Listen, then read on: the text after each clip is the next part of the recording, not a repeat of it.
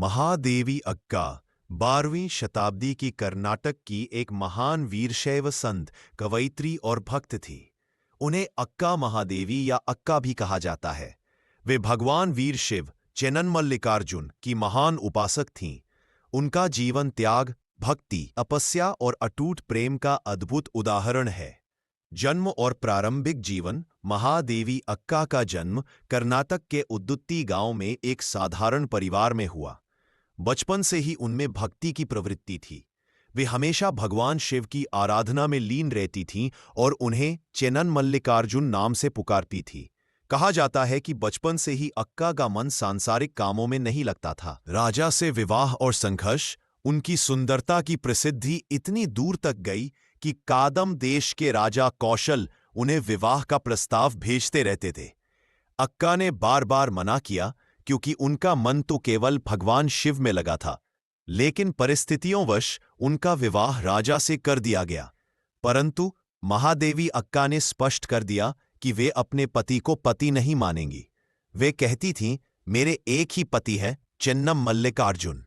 पति ने उन पर दबाव डाला, अपमान किया और अपनी इच्छाएं थोपना चाहा।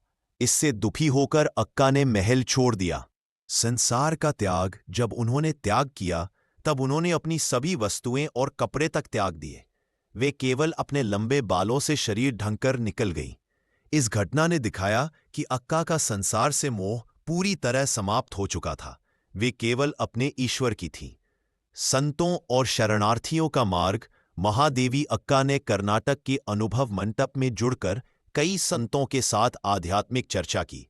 उनकी वाणी और कविताएं आज भी वचन साहित्य में अंकित हैं, जिनमें आत्मा और परमात्मा के अद्भुत संबंध का वर्णन मिलता है। वे कहती थीं, यह शरीर मेरा नहीं, यह तो मेरे चेन्नमल्लिकार्जुन की धरोहर है। अंतिम समय। अंत में महादेवी अक्का पहाड़ियों में चली गई और गुफाओं में तपस्या करने लगीं। कहा जाता है कि वे शिव में पूर्ण रूप से विलीन हो गईं और कथा समाप्त नहीं बल्कि दिव्यता में बदल गईं। वह महादेवी अक्का का संदेश भक्ति में सबसे बड़ा बल सच्चा प्रेम और समर्पण है। ईश्वर की प्राप्ति के लिए सांसारिक बंधन छोड़ना पड़ता है। मन की पवित्रता ही सच्ची साधना है।